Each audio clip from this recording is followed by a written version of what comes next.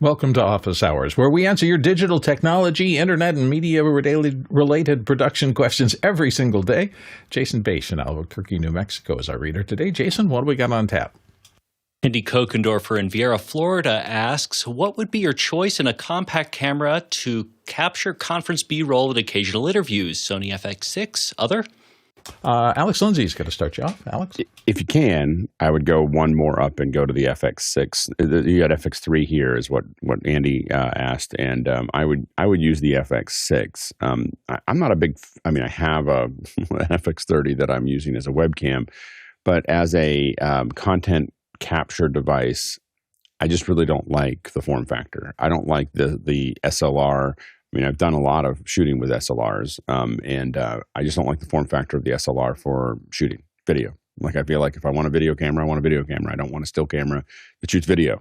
So I've shot, again, thousands of hours with SLR form factors. I've done it because it made sense from the money perspective and what it looks like. But when left to my own devices, I'd rather have something that's more of a box that I can kind of build around. And the advantage of the FX-3 is that it has a great autofocus. Now, of course, the new the Komodo with the new mounts for Nikon may be great, but it's new. Haven't tried that yet. My favorite camera under $10,000 for this kind of thing, for interviews where I need to be able to have autofocus just work, would be the Sony FX-3. I still like I haven't used the Pixis from Blackmagic yet. Just haven't had a chance to put my hands on it. I do like, I have a bunch of 12Ks that we use. I've got a bunch of, I do believe that the 6Ks and the 4Ks are getting a little old in the tooth from a low light perspective. I shot something in low light last week and it's pretty grainy. So I think that that probably wasn't, the best camera for that. It's what I had. But I think that it wasn't as good a solution as I could have had there. So I do think that the Sony kind of mixes all of those things together really effectively. So that's the one. If I was going to do interviews and someone said you can buy one for under $10,000, FX-3 will look very similar. It's just the form factor it's the same. It's relatively close to the same chip, but it's just a little more cumbersome. And sound issues aside, they're getting close with iPhones now. I'm just saying, the more I spend time using that for my primary B-roll camera, the more happy I am with it. I still haven't solved all the audio problems and lensing. I think kind of stuck with there. The problem is all the stuff around it. What's funny is that I shot, to go back to what we were just talking about, I had a lock off for the Blackmagic 6K, and I locked that off and shot this concert. I was volunteering for my kids.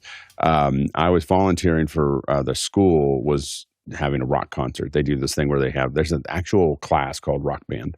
And so my daughter's in two of the bands. And so they were short a camera. So I put a camera up and then I did handheld with my phone at 4K 60 or whatever. The phone looked better than the Blackmagic, like it was to Bill's, my 15 Pro. Definitely outperformed as far as low light goes and being able to do a lot of things with it. I wasn't using the cinematic, kind of blew up. It was too dark, so the cinematic was just all over the place. I don't know what to do here.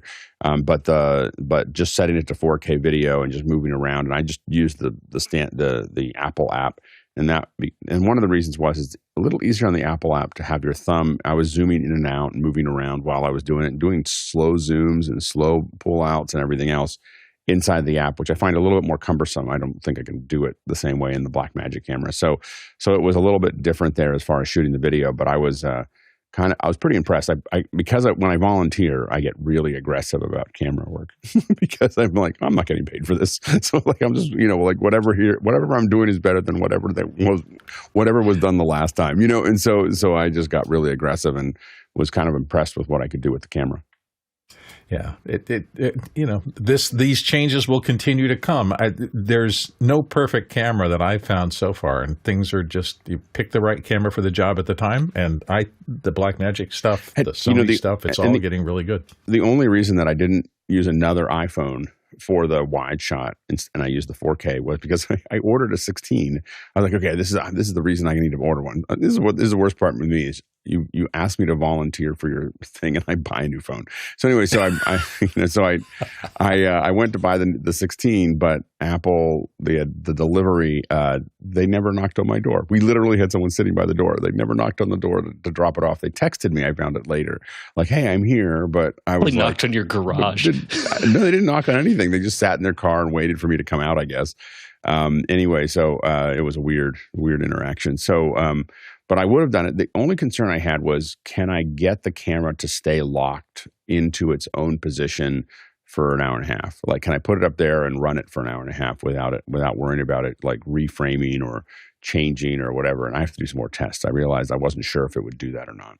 And so that was the only other thing that I was concerned about. I also, of course, later I was like, can we turn the lights up? And then I asked the guy there afterwards, I was like, can we bring a smoke machine? He's like, oh, I got a smoke machine. I was like, why won't you use it?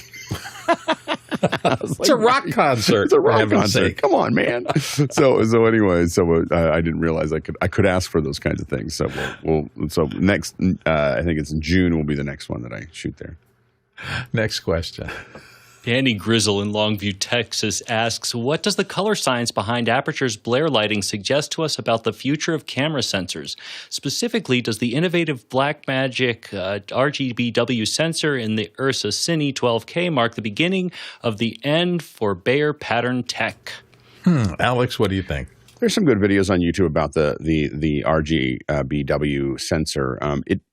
I don't think it's quite the panacea that people make it out to be. The idea is by using those extra white sensors, you're able to do things like subsample the sensor and still take an 8K from a 12K sensor and not have aliasing. Although I feel like I still see aliasing, so I usually want to capture at least 8K off of the 12K sensor. I have a 12K camera. And I find that if I don't do that, then I may see some things along the edges. So I've seen people say that there's none, and that's hasn't been my experience. So I don't know if it's the end of the BLAIR pattern. I do think the BLAIR pattern has been a little bit of something we've all had to chase after. Basically, nothing that you shoot with a BLAIR sensor is in focus. It's all a little bit blurry, and you have to. And so that's why there's sharpening going on in your camera. Is to solve for that problem where you didn't have that to the same degree as with your and you still things were still a little out of focus when you use CCDs, but it wasn't quite the same as BLAIR.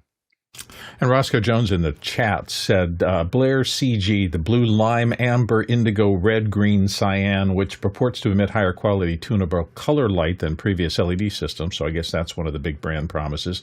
And he notes the unique Ursa RGBW architecture provides equal amounts of red, green, and blue pixels. This means it's optimized to deliver incredibly rich colors at all resolutions and provide the ultimate in image quality and flexibility. So that's the promise. Anytime I see ultimate, I'm like, okay, guys. Yeah, well, it's something we're all going to be looking at because anybody who advances color science in a way that is accessible on affordable stuff, we want to know about. Yeah, and Danny said that there was a lot of buzz a few years ago about Foveon, and we watched Foveon for a long time. We thought Foveon would be the answer. They had a hard time getting into higher resolutions, and there was some light sensitivity issues because they're stacking them. And as it went through that process, we found that the grain structure was problematic. Yeah. Let's sneak another question in. Next question. Paul Walhus in Austin, Texas asks, what are your primary and secondary AI assistants and or agents, and how do you interact with them to further daily tasks? Alex Lindsay. I'm playing with Claude for programming. ChatGPT is the one that I pretty much just have opened. Like I know how it works. I know how it runs. It's on my phone. It's on, and I'm asking it things pretty much. If I go a whole hour without asking ChatGPT something, it's pretty rare. So I leave that open a lot. Midjourney for making images, but those are the big ones for me. Yeah, I think this stuff is coming along so fast that we're all looking for, what else can I use this for? What else can I use this for? I just had a pitch thing that I did, and I used Midjourney to generate graphics. And it's just so simple now to get something out of the weirdest requests into that system. So it's going to change the nature of a lot of those kind of things. By the way, All these are coming from your questions, and we talked a minute ago, I did, about the people who are watching online through our Mukana interface. If you have questions, you'd like to get them in, chat about the questions and vote on them, Mukana is the place that you want to hang on to, and you get in there by kind of going through the system. If you go to officehours.global/join, we'll send you an email within a day or two, and once you've done that, you can get into the system, then you can ask, vote on, and discuss the show's questions in the community I was just referring. That's officehours.global/join. If I said ask office hours, that's a different one I'll talk about a little bit later, but officehours.global/join. All right, next question. Coming in from the QR code, Marco Panseri in Stockholm, Sweden asks, any suggestions for a converter or scaler from 12G SDI to 3G SDI or HDMI? I know about the Decimator 12G Cross. Anything cheaper? And that gets a little expensive. Alex, what did you think? Blackmagic may be cheaper, but like Mickey, I would not suggest anything cheaper than the 12G Cross. Like, I think that's as low as you want to go as far as cost goes.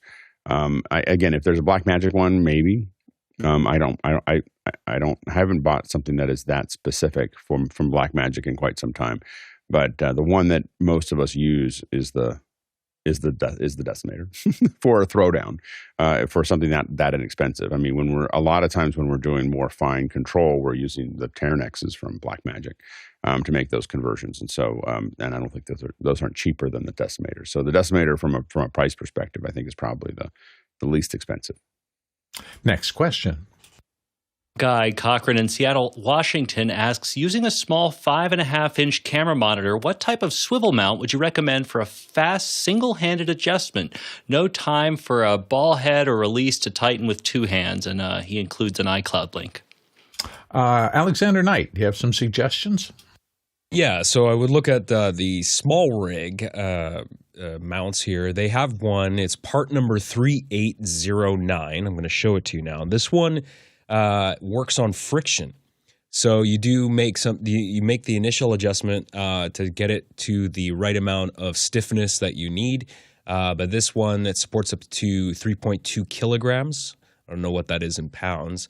But this one will work for something small like a 5.5-inch monitor, and I think that should work pretty well. It's only $26.99, so it's pretty cheap.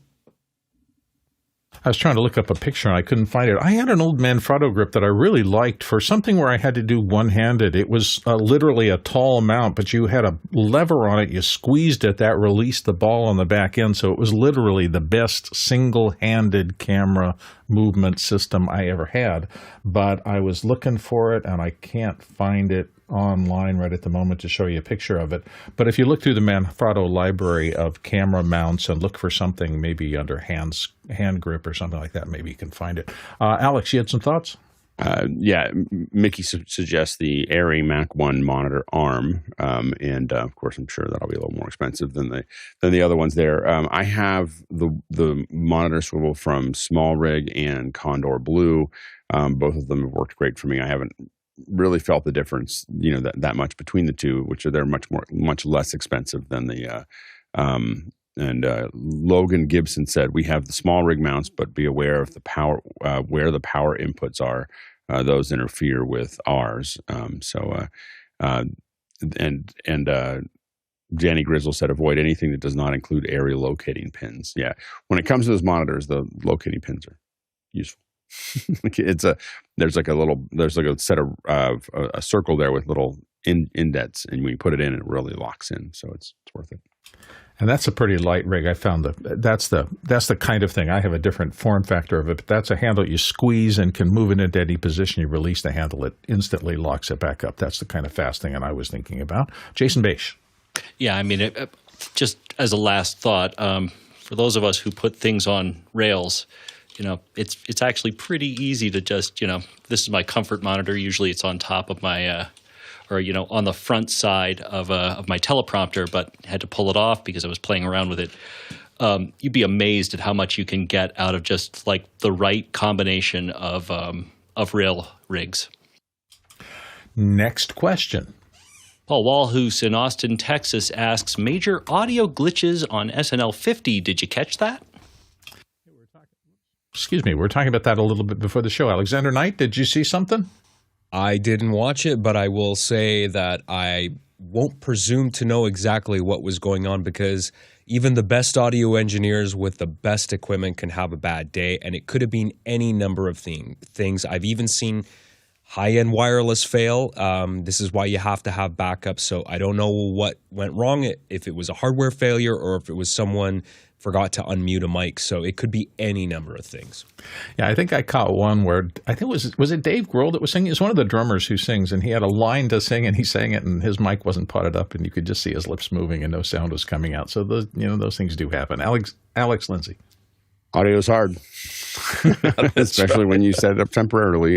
So when you come in really fast and you have to set things up, even when you have weak. I know that I think audio, typically the truck for that kind of show would have been arriving on Monday, so it's not like they showed up 2 days before. But it's hard to get all the lines done when you're doing all the rehearsals, and you've got oftentimes with the VIPs you only get them for a little bit of time.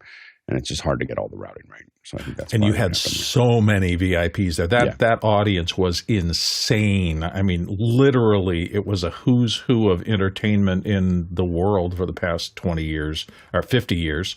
And the pans across the studio audience were, is that? Oh my God, look, I haven't seen. Oh wow, it was just that kind of thing over and over again. So if you're a fan of Saturday Night Live at All, the 50th anniversary show had a lot. Went for like 3.5 hours, and they had material to fill that pretty easily.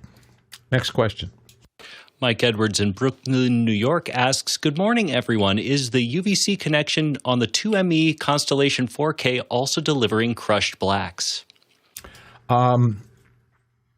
That's hard to say. Crushed blacks is usually, in the old days of analog video, there was a pedestal level, and you didn't want to go below that, and so everybody had to be above 7.5 IRE, or it didn't read things right. That all went away in the digital era, and now it's a matter of look. And I have seen people crushing blacks to the point where you don't get much detail in anything below a certain level, and it always looks fake to me. Alex, what are your thoughts about this? Yeah. So I believe that all of the I believe that all of the Blackmagic conversions to UVC crush the blacks the same way. So this is not the video through them is fine, but the chipset that they're using, and that's the presenters, everything is affected by it. So so I think that I would be careful of using it for, if you're worried about the crushed blacks. I don't. Other than this show, as I'm connected to this, and because Zoom makes some corrections for it, I don't worry about it. But if I'm doing any kind of other streaming or anything else that's there, I tend to use something else to encode. So it's just the encoding there. If you're going to go out to the outside world and you're not using Zoom, you should probably use something else to encode than the Constellation or any of the switchers or anything that converts to UVC or H.264. And I think I believe it has something to do with the chipset. And as somebody who lived through the era where the problem was never crushed blacks, it was no blacks. Literally, when I'm talking about that old pedestal level, you couldn't get full black on the screen through the production pipeline, and everything looked a little milky. And boy, I remember my first Sony DV camera 20 years ago, and the fact that it had 0 IRE blacks, I thought that looked fabulous. And that was a cheap camera that didn't really look all that fabulous, except the blacks and the contrast was way better than anything I'd seen before, even out of really expensive shoulder mount camera rigs. So kind of a revolution back then. Next question. Liberty White in Atlanta, Georgia asks, I'm curious, has anyone found a tool to convert a script to animation? Someone asked me via DM, and I thought I'd bring it to the experts. Alex, do you need auto animators? Whoops. Is that a thing yet? Sorry, I got covered with some kind of, it was weird. Something. I did something and it crashed. Some menu popped up or something. Yeah. It crashed my system. Hold on 1 second. Absolutely. Go to somebody else for a second. We'll mumble around a little bit.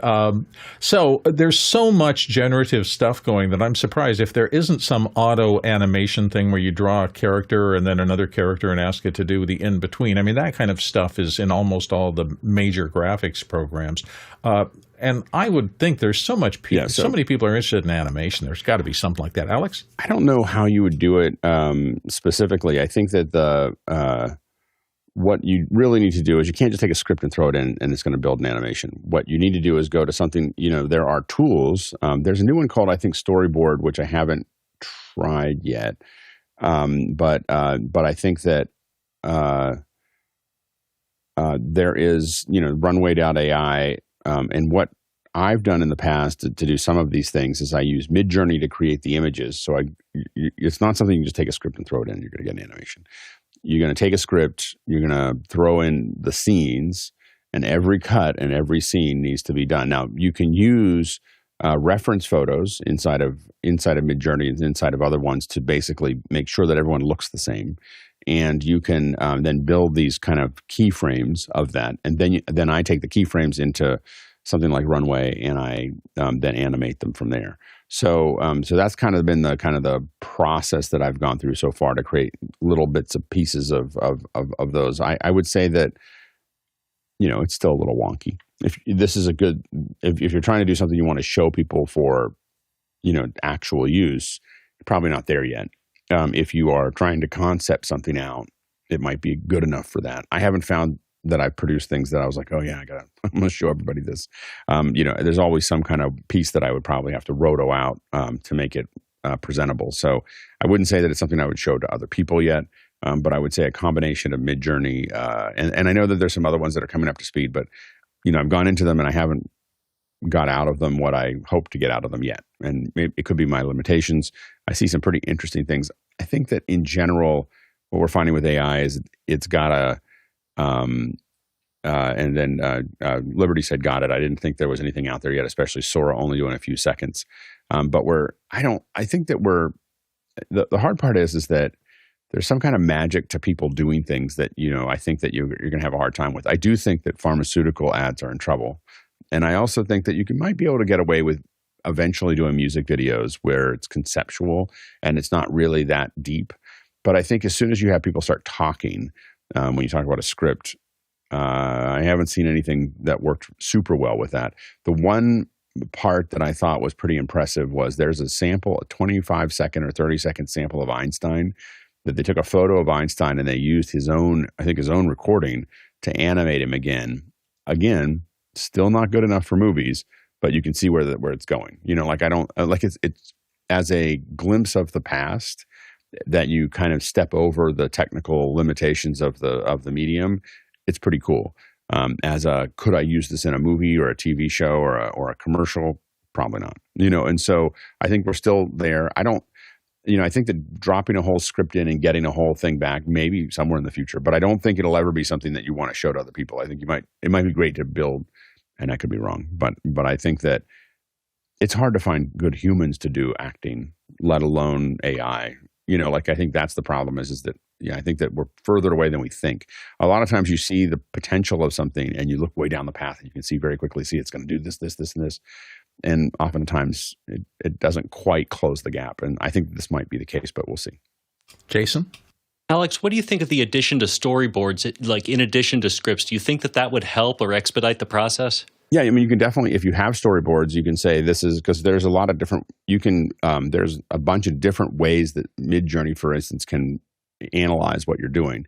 You can say, I want it to look like this, just this feel. I want you to look exactly like this, or I want to use these people as reference, for the image. And you can do all three of them at the same time for a prompt. And so that's one way to kind of approach that.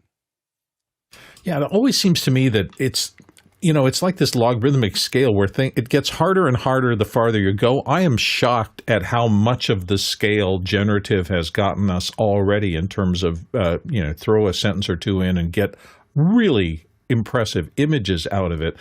But that last part of the curve is getting so hard to get close to you even look at like the believable. motion capture that was used for the Super Bowl, where they had the coach walking. That didn't work for me. Like it didn't and that was state of the art motion capture being used to pull something off, but it just felt like I could feel the constraints of what was going on there, and I just didn't think it was it didn't turn in the corner. And motion capture is a good example of something that we've been doing for a very long time and we still haven't figured it out. Yeah. It's that last little bit to believable that is a really steep slope, and we're still seeing the fact that it's hard to get there. Next question. Blaine Thomas in Antigua asks, "Hi, I'm currently building a studio to broadcast a morning show. What in-ear monitors would you recommend?" No, a very specific question. Alexander Knight, can you help him out? Yeah, so there's 3 brands that I have a lot of personal experience with. Of course, there are others too. I would not cheap out in this area, so I would look at some higher-end options if you want something that's well-balanced and detailed. The ones that I'm using right now are made by Westone Audio, and I think they're discontinued now, but they're the Pro X50s. Maybe you can find them on sale somewhere. These ones are quintuple driver ones, and I really like them. The only thing I will say that I do love how thin the cable is because you can't really see it on camera. But because the cable is so thin on these, they tangle really, really easily. So you have to be careful about how you wrap these and store these. The other option is Sennheiser, so the IE500 Pros. Those are really good. I would also look at these. And, of course, the Shure SE846 IEMs, these are also really good. And all these companies, they make even more expensive ones. These are, anywhere from $700 to $800. Some of these, the Westone Audios have come down because I think they're discontinued, probably replacing them with another model. So I would have a look at those and get something good. Alex Lindsay? Yeah, the most typical ones that we get tend to be the audio implements. Those are the ones that you just call them and say what you need. You look on their website, you say, I need a 482 and this whatever, and they say, do you need it in 2 days? And you say yes, and then they show up. And those are the ones, if you're building a studio for broadcast, broadcasters will bring their own earpiece and they'll expect to be able to click to your amp, to your, so basically the sound is being generated by a little node that's right behind it. So you'll be able to click that in. They're going to expect the bottom half to be supplied by you. Typically, they just have the ear. So you got to have at least the base, if not the whole piece of audio implements. You got to have that available. A couple of those available, no matter what. In my opinion. Then after that, we like really low profile ones. So the ear heroes or the bumblebees are really nice because you just don't see very much of them and they don't stick out as far as they're going there. And I'm assuming that this is a morning show. I think that I wouldn't, there's lots of in-ears for artists, but if you're talking about people just talking, you want to talk into their ear, I would go with the ear hero, the bumblebee, or the audio implements. And again, I would consider 2 or 3 pairs of audio implements to be table stakes, just to make sure that if someone comes in who has experience, they're going to be able to poke their monitor in. But otherwise, the other ones are great. They're a little twiddly to put on compared to the audio implements. Just always remember that you got to, depending on the size of the head, when you clip it to the back of their collar, keep moving across until you get to a point where it's not pulling against their ear, but it's not sticking out. It should not hang out. And that's the number one thing people make mistakes at when they put those audio implements on is you see the little curly, you just keep moving across the back of the neck until you get to a point where it pulls. And some people have really small heads and then it's really hard. But for the most part, if you just keep pulling a little bit, you'll get to the back of that. Yeah, I'm going to support what's just been said. If it's a permanent host or somebody, then they're going to get exactly what they want and they're going to use it every day and they're going to take care of it because you want to take care of your earpiece. If not, you get inflections and all sorts of things and it's not good. But if you're doing something where you're going to have guests at the desk over and over again, the Pro earbuds that have the little coily clear thing that clip 2 things so that you can buy a whole box of those little last 6 inches into the ear and replace them for each person with a new thing is a very nice thing to do for people. You really don't want to use somebody else's in-ear monitor. You want to keep it either fresh or the one that you have is the one that you use and nobody else messes with it. So just that little piece of, what's the right word for it? Personal concern goes a long way. You don't want to have somebody else's stuff stuck in your ear. Let's go to the next question. Tony Mobley in Noonan, Georgia asks, today is a holiday for students. Alex, do you want to share a keynote overview for students and educators? Oh, Alex, do you have I don't know. I have a tip. I don't know if I have an overview. I saw a keynote, so I was like, I got to do a keynote tip. And I don't know if I've done this one before, but I did. I showed my son. My son, his multimedia class, they were talking about animating something. He needed something to kind of bounce around. And he's like, oh, it's a lot of keyframes. And I was like, well, not if you use Keynote. And he's like, what do you mean? And so this is what I did here. Let me see if I can. This is in my iPad. So you can't do this on your computer, but you can do it on an iPad. And it will translate to your computer later. So if you open up your iPad for a certain cell, you can do this. So here's an object that I've had here. And then what I can do is I can go in here and I can say that I want to animate it. And one of the options here is motion path. And here's one you can see that I already did while I was testing this, thinking that I was going to be able to see if I can delete that or undo. But what I did here, let's see if I guess I can grab onto it. You can see that I've created this motion path here, and I'm going to start over again because I don't know why let's see here. So I'm going to go and we'll add something here. I'm going to delete that here, and then I'm going to go up and I'm going to create a new ball. And I'm just going to, I do that every single time. I want to grab onto it, and I start drawing on it. So anyway, I'm going to select the ball, and I'm going to go here, and I'm going to go to animate, and here you can see add action, and I can go in here, and one of the options here is to create path. And so you'll see I'll create a path here, and now what I can do is just say, I just want this to go like this. I can tell you as someone who's animated that would take a long time. Lots of keyframes. So anyway, so that would, so instead of having to animate it, I can simply just doodle about, and it will do it. And if I hit done, and you saw before, I can go back here, and I can still make adjustments to it, as I work, to do fine adjustments. It's pretty. You can go in here and start to grab and delete individual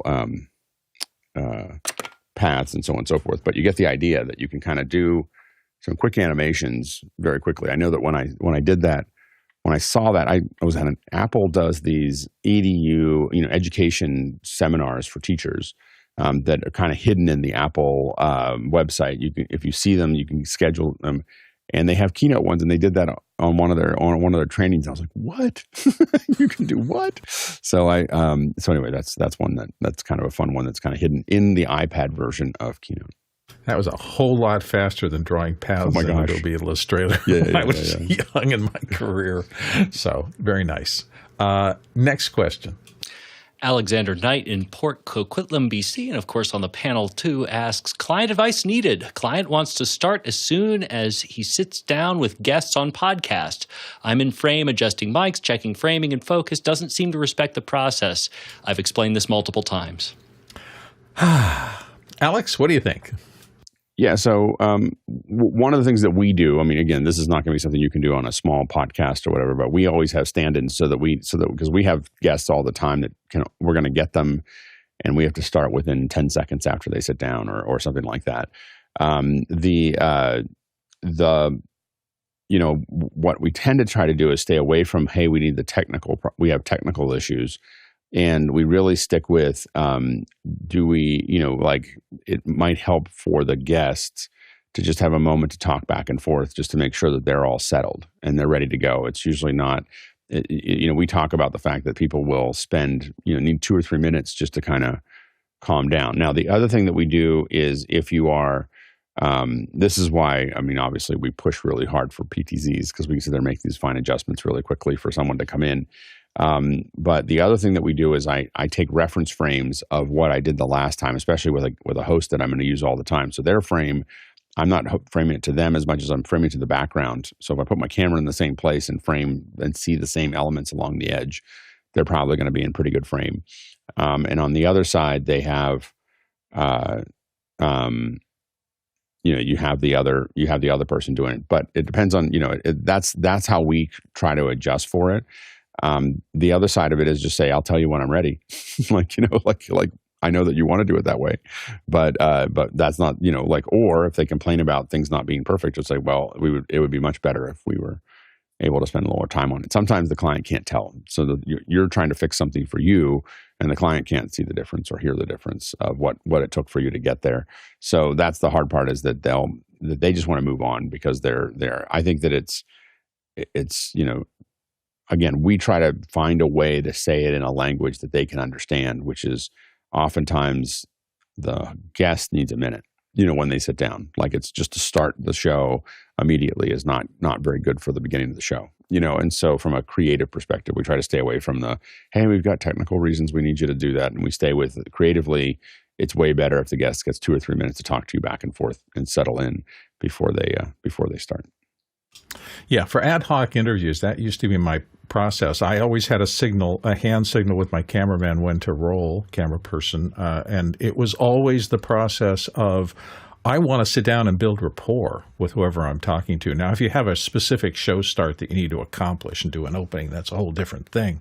But that moment when you say, okay, we're rolling, I can't tell you the number of talent that I've been interviewing or been with who they just suddenly get a lot stiffer.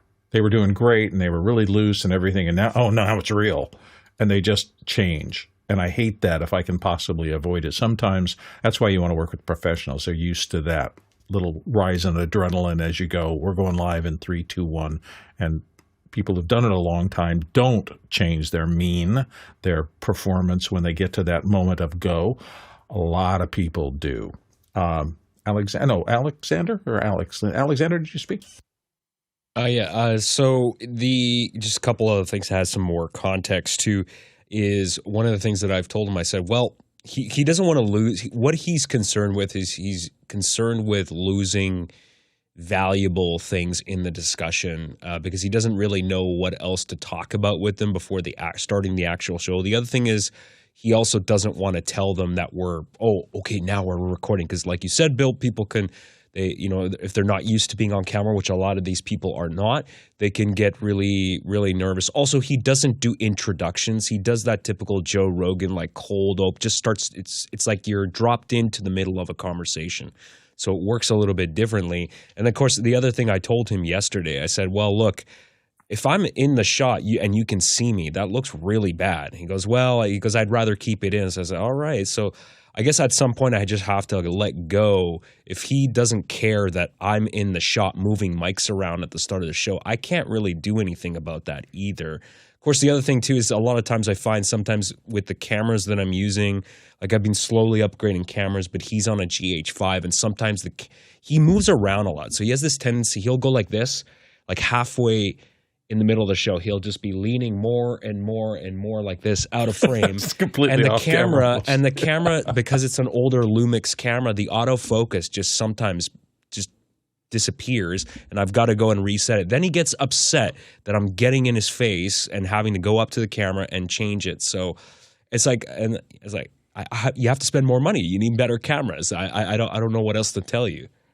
Yeah, those are all things that a lot of us have run into with non-professional talent, and you're learning a lot, which is a good thing. Alex, you have tips? Yeah, Jack Cannon said producers who distract the talent are useful, and that is true, to talk to them a little bit while they're doing it. But I will say that, in some cases we've learned to just let it roll the way they want to roll it. And oftentimes we have to also, in the same way that we want to educate a guest or educate a talent, find out what they're complaining about. If they're not complaining about the audio or the camera, you just have to kind of think about, like, they want what they want and it's their nickel. I kind of like, there's definitely a point where people make decisions about things and I'll try to make it as good as I can. But in the end, it's their dime. I'm going to figure out what they want and what they're going to notice and what they care about. And I have my own things that I would like to keep on trying to figure out. But it is a challenge. And I will say that clients asking you to do something that you're uncomfortable with, you might get really good at setting up the cameras really fast because that's a requirement of this thing that will be useful somewhere else. And in some cases, you may just have to forget it. Like if they get out of focus, they drop out of focus. And I don't know how many people are listening to the show versus watching the show. But if they complain about it, you just go, well, you didn't want me to adjust the camera and you leaned out of frame. So you got to pick which one you want me to do, to make that happen. Now, I will say that you may find that I've seen some folks use some used DJI, the Ronin 2s or, a variety of these little head, remote heads you may find to be useful for some minor reframing, where you get some of these heads. They're not super expensive. It's not like buying a PTZ camera. You still get the kind of the short depth of field, but you're able to kind of make some adjustments to them, and you may find that those help with doing some fine adjustment. Yeah, another technique I've used, if I have somebody who's tough at the beginning of things, I put a fixed position camera above the set that sees everything. And I've had a couple of circumstances where the close-up shots just didn't look good, but I've been able to roll the audio and some text or something like that over that, get the kind of like a split edit. You're starting to hear them talking, but you're not at a shot that it reveals how bad things are until they settle down a little. And if it doesn't last too long, I've done that a few times where I've used the wide emergency shot as a way to open the show with some sort of text running over it.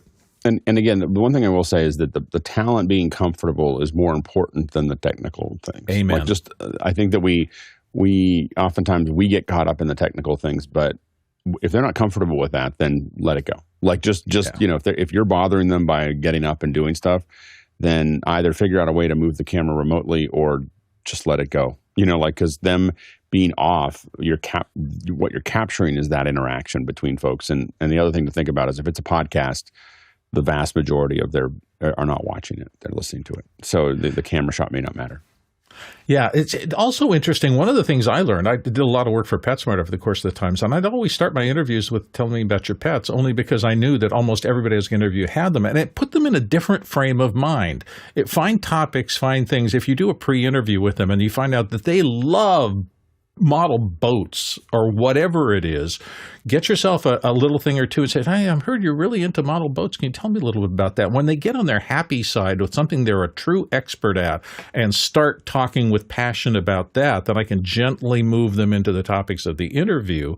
And it keeps, again, away from that I'm uncomfortable. You have to be a psychologist as much as you're an interviewer and sit down in front of the person and figure out what that person needs so that you can make them look their best. That's the key to all of this, in my opinion. Next question. Tommy Chance in St. Paul, Minnesota asks, has anyone been able to split the output of an ATEM Mini Pro to a hyperdeck for program and the multi-view to a monitor? Alex Lindsay, what do you think? You should be able to do it. I have to admit that I haven't used a Mini Pro for so long. The Mini Pro, Mickey. I thought it had two outputs on the newer Pro. Mickey said the Mini Pro only has a single HDMI output. In a pinch, you could send the multi-view to a UVC output to use the computer for the MV monitor. Do note that you'll be monitoring the MV through a more latent pipeline.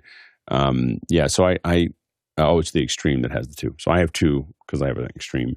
You could route the multi-view out of either the HDMI or the UVC. But if you wanted both of them, if it's only got one output, and I have to admit, I just haven't had a Mini Pro sitting on my desk for years. So I couldn't remember. For some reason, I thought that the Pro had added one, but evidently it was the Extreme that added it. So sorry about that. In the beginning of the show, I mentioned that you can put in questions in the Mukana system. If you want a simpler and quicker way, you can use the askofficehours.global queue in your web browser. Just type that in, askofficehours.global. If you'd like an even simpler way, here's the QR code in the bottom of the screen. Take a capture of that, and it'll take you to the same place. That kind of gets you into the quick queue. Those will be looked at and get into the show as quickly as we can. It might be in the next day. It might be in pretty immediately. Regardless, that is the simplest and easiest way to get your questions in, and we are entirely run by your questions. So you can get into that system very easily and submit your questions, and we always appreciate it. Next question. David R. Snow in Bonaventure, QC writes in, I'm looking into Tricaster Now as a solution for remote production. Can you tell me what to do? I need to make it work. I'm a Mac user. What do you use for office hours? Alex will help you out. Alex? What we use for office hours, we use a couple different things for different shows. But from a hardware perspective, what we use for office hours is a pretty complex interaction between a lot of Blackmagic hardware, some ATEMs, we have some color converters from AJA. We've got Mac Minis that are outputting these videos. We've got an X32 managing the audio. So it's a pretty complicated pipeline. Let us know what you are trying to do. So when you say I'm looking for a remote production, how many cameras? Do you need graphics? Do you need playback? What is it? What is the overall process what are you trying to solve, because every show is different, and some of them might make sense for a TriCaster, some of them might make sense for something that's a lower level hardware like a Blackmagic, some of them might make sense for software. We use Mimo Live and Ecamm and VisVector depending on the shows, so there's a lot of different options there. Next question. Roscoe Jones in Madison, Indiana asks, has Office Hours covered the Apple TV app being available on Android for Valentine's Day? Is this a big deal? And he includes a link from Variety. Harshid, what do you think? I think that if you're including more people to get to the shows like Silo and stuff, it's a pretty cool thing. And Amazon and all these others have kind of gotten boring, and I think Apple TV has better shows at this point. So I think it's a good move to just enable people to watch what they have. Alex Lindsay. Haven't covered it because I haven't used it. so I don't know. I don't have I have an Android phone around here somewhere. I mean, I haven't used it recently, so I just haven't really thought very hard on it. We have a big audience. If you're using Android and if you are interested in Apple TV, ping us and let us know and we'll bring it up on the next show.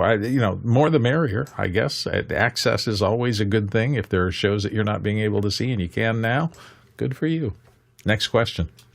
Craig Kudoki in Toronto asks, Alex, did you ever figure out if someone else shares their AirTag with you, will it affect the number you can have total? Did you track this down, Alex? No. No. Sorry. It's hard. I got to figure out who has another AirTag and then hand them another AirTag. Like there's a lot of process to that, and I have to admit that it's not hot on my items of I have to figure this out. I mean, I'm stuck at 32 right now, but I have a couple extras that I'm not using the way that I should have, so I just kind of repurpose them. But I haven't gotten around to trying to figure it out. It's one of those things that. Sometimes when I'm really busy, I get careful about not opening doors of like, hey, let's play with something that doesn't make money. So I get very like when I'm really busy, I'm like, does this generate revenue? Am I doing something that generates revenue here? And this isn't one of the ones. It's inconvenient. We did find it was really funny. We had an AirTag that was floating in Sebastopol. We couldn't figure out what it was. Like it was just there, but it had been seen the day before. It turned out that Kevin had to like deliver something, and he had driven through there, and it just happened to pick up on some Wi-Fi and placed it in Sebastopol. And until it saw it again, it was like, oh, it's in Sebastopol, and it was a very odd. I don't know quite how they update the tags, but that was so we had this random one that we were wondering whether one of our bags was 30 miles from where it should be, but it wasn't. I have to admit, I just use them for little homeowner stuff, and I have about 15 of them out there, I think, on various devices and bicycles and whatever, and I don't think about them a lot, which to me says this is a pretty good design. Well, I'm saying they always work. If I need to find something, like if, Charlie, I can't find where Charlie is, let me just check his AirTag that is on his collar, and there he is. He and Linda are on a walk. I didn't notice that. Whatever it is. But the rest of the time, I don't think about them, and it's still all of them are working fine, which just tells me that the system they put in place was a little flaky at the beginning, and I had all sorts of problems with managing the AirTags. But it all seems to have disappeared. Now it's just part of life anymore. Yeah, I will admit, I have them in bags and cars and cases and everything. That's how I got to the max of them, was just that I very quickly got used to the fact that I just knew where things were. I think that obviously the most important one, like most people would find, is my keys. Yeah. Where are my keys? Where did I put those? And that's the one I make sure I don't lose the battery on. Yeah. By the way, if you value what we do here, there are a few ways you can help. You can like and subscribe to our YouTube channel. If you'd like to volunteer, you can volunteer at officehours.global/volunteer. There's all sorts of things going on that you probably don't know about if you just watch the show. Background teams that are helping us kind of improve the show. There are teams that are building new shows coming up. There's all sorts of things going on. So volunteer is one way you can help out. Or you could donate if you'd like to. officehours.global/donate will get you into that thing. Hopefully, we're doing something that you enjoy and is valuable to you. Next question. Liberty White in Atlanta, Georgia asks, what are your thoughts on asynchronous live streams? The content is pre-recorded, streamed live, and the speakers engage with the attendees and viewers in the comments. Pros and cons. Alex? I think that there's, Apple does this. They pre-record their keynotes and then they play them all at the same time, and that gives lots of people opportunity to all kind of experience the same news at the same time, and kind of creates a little bit of an event. So there are some reasons to do it, and we have seen situations where we do interviews that are back and forth that might have taken us a lot to manage, and it was easier to just then have them interact. We just haven't found the interaction to be very good. So we've tried this a few times, and we thought, oh, that'll be great. They'll be in with the attendees, and there are some good reasons to do that.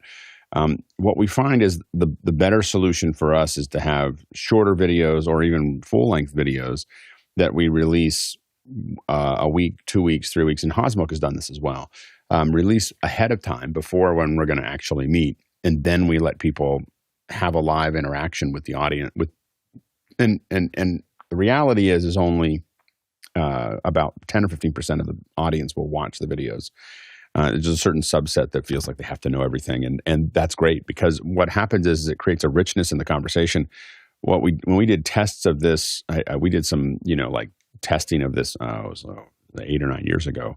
When we actually did when we polled people and tried to figure things out, what we found was that if you give people videos ahead of time, and then you do Q&A, what we found the result is that the people who watched the videos got a lot more out of the Q&A. They remembered a lot more about the product. This is all marketing stuff.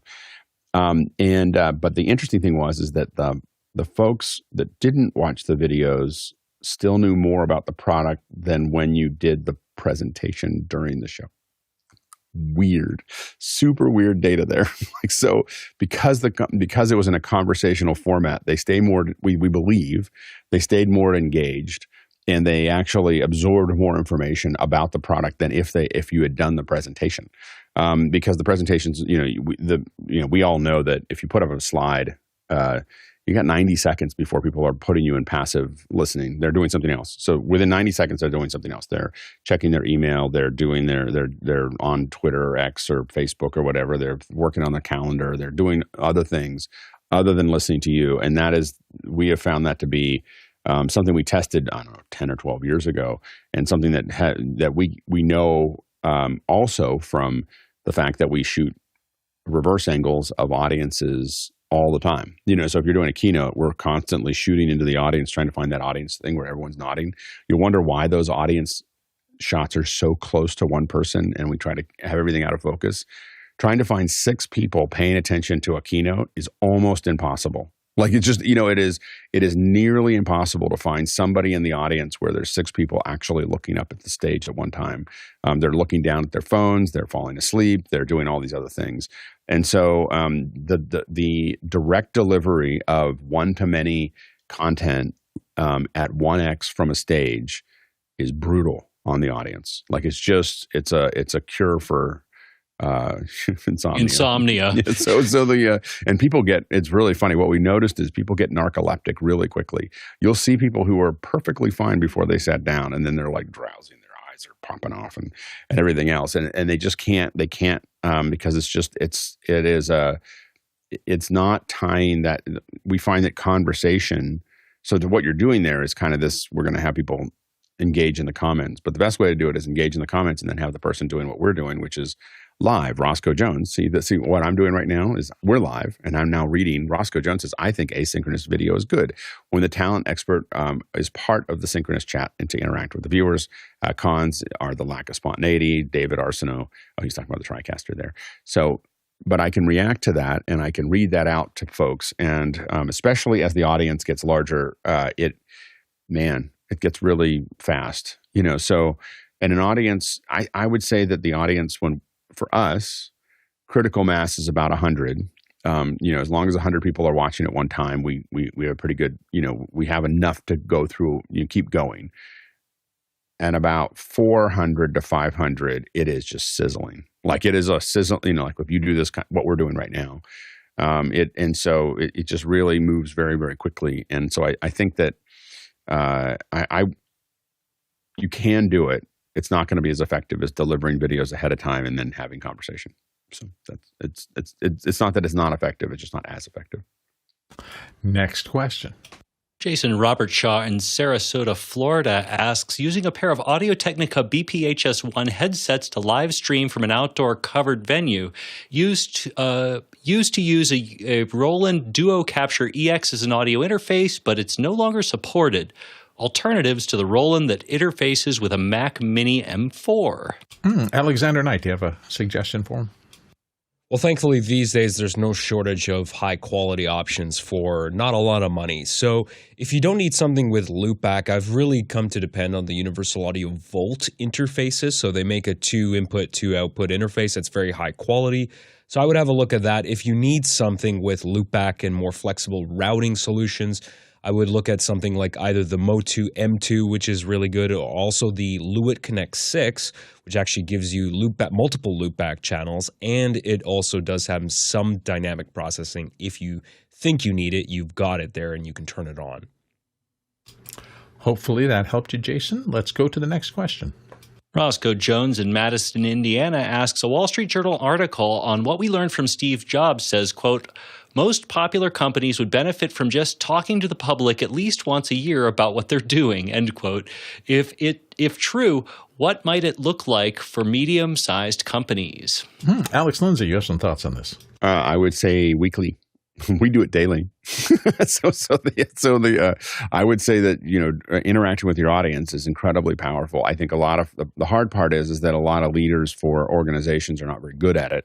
And so as a result, they don't want to do it. And they look at it as a legal problem of them being, they can't control what their, the message, or we don't have anything new to say. I do think that having more interaction with the audience, I think is better. I think that the next generation of content is going to be very interactive, and I think that we're on the front end of that. But I think that the real challenge gets into the lawyers don't want them to talk more than they have to, because everything they say is a liability. That's how the lawyers look at it.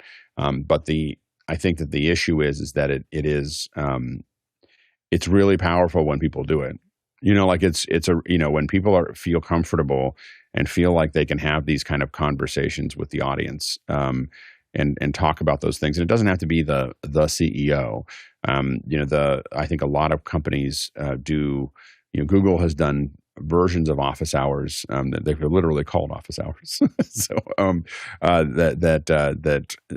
as developers that are working on a specific vertical at Google, answering questions among the programmers that are trying to use their products, and that kind of interaction, that real-time interaction, is very powerful. It allows you, there's two things. One is in real time, you're solving problems for people who need it right now. And the second thing is that you're seeing what the problems are. Like if you see a lot of people coming up and asking those questions, it makes a huge difference. John Wallace said, my company has weekly meetings with our clients, attend virtually and in person. So, and he says we fly out 700 to 1,000 people every week for training. So, that kind of ongoing interaction is super powerful. Next question. Paul Walhus in Austin, Texas asks, do denoisers like this one work to remove echo post-production? And he includes a link to podcastle.ai and the Magic Dust plugin. Alex Knight, have you had experience with Magic Dust?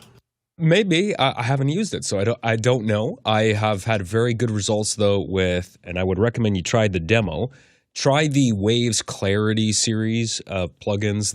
Now they have two versions of this. There is a cheaper version of their Clarity Deverb.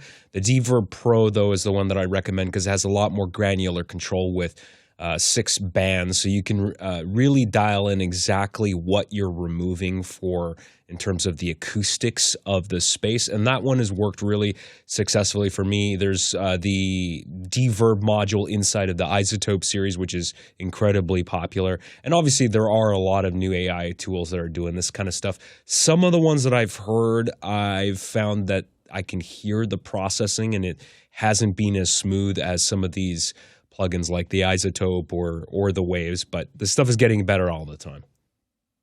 Alex? Yeah, the best one that I've used so far has been Synaptics Unveil, and it was expensive. I think it's actually much less expensive now than it used to be. I think when I bought it, I remembered it being like $800. Maybe I had a whole group of them or something. But Zynaptic, Z-Y-N-A-P. And again, like everybody else said, garbage in, garbage out. You want to do everything you can to avoid reverb or any kind of other noise. But the processing, Zynaptic has been the best processing that I've had from a software perspective of not just removing noise, but removing reverb and pulling things out.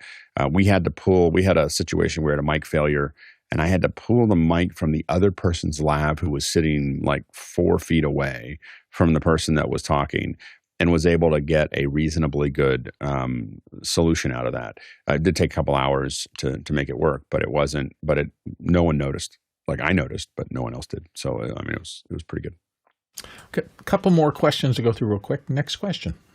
Zach Stallsmith in Chautauqua, New York asks, has anyone used proximity sensors for mics? And he includes a link for reverb.com. Alex. We talked about this, I think, last Wednesday. So there's a more detailed conversation about that. Jeff Francis, I think, jumped into that and talked through, some of those styles. A lot of them are using kind of an infrared solution where they can kind of decide how close you are and turn the mic on and off. I have never used them in production. I've gone to them in demos and gone, "Wow, that's cool," but I think it frightens me to think that something's going to automatically be turning on and off. Alexander? No personal experience with them, and I too was wary about them. Maybe we can talk about it on Wednesday sometime in more detail, but I do know some pretty big bands that are now using this in their setups. They're not cheap. They're hundreds of dollars per microphone, and some front of house engineers have had very good success with using these for big rock shows. Interesting. Another tool that, if you use it correctly, may help you. Thank you for paying attention today. We have thanks to a lot of people, including all of the producers. Those of you who asked questions today, we literally could not do this show without you. So you are the real stars of how this show goes down every single day, and we appreciate your input by asking questions. For the panelists who show up every day and add their expertise into the conversation here and hopefully help you solve real-world problems in the production realm, we appreciate everyone who's been a panelist on this show. And to our amazing back-end crew, the people who are silent heroes in the background, who are at keyboards or iPads or something all around the world, basically, helping us run the real-time show. And then the huge group of people who volunteer to help us produce this show, who might not be on stage or on camera, or you'll see their names as the credits roll by, who just are doing so much work. And even some people who are not on the credit list. I mean, there's just a large team behind this making it all work. So to the entire, we call them the back-end crew, but they're in all sorts of roles here. Thank you to each and every one of them. Our Talk Traversal today, if you had to go around and see people in person to get the answers that you've gotten today, you would have traveled 32,000 miles. That is 52,000 kilometers and 254 million bananas for scale. Be back tomorrow. See you then.